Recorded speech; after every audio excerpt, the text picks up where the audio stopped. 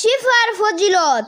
30 পারা কুরআনের ভিতরে 6টি আয়াত আয়াতে শিফা নামে পরিচিত। যে ব্যক্তি সব সময় এই 6টি আয়াত পাঠ করবে, আল্লাহর রহমতে সে সমস্ত কঠিন রোগ হতে নিরাপদ থাকবে।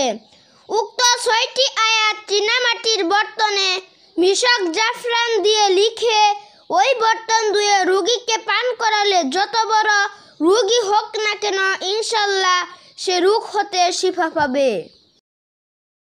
আয়াতে শিফা। বিসমিল্লাহির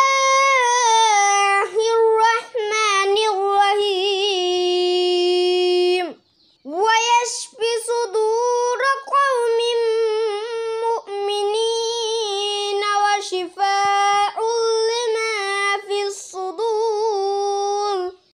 ইয়াখরুজু মিন বুতুনিহা শারাবুম মুখতালিফুন আলওয়ানুহু ফীহি শিফাউল লিন্নাস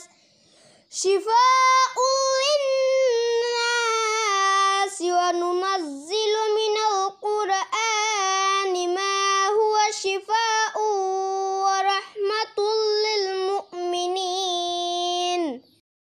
ওয়া ইযা মারিদতু ফাহুয়া ইয়াশফিনি কুল হুয়া লিল্লাযিনা আমানু হুদাও ওয়া শিফা।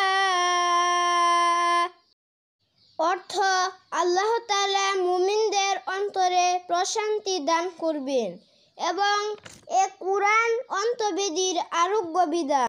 তার পেট হতে বিচিত্র রঙের পানীয় নির্গত হয়, যাতে মানুষের আরোগ্য রয়েছে, এবং আমি কুরআনের এমন আয়াতসমূহ নাজিল করি যাতে মুমিনদের রোগ মুক্তি ও শান্তি লাভ হয়, এবং আমি যখন রোগাক্রান্ত হই তখন তিনি আমাকে আরোগ্য দান করেন।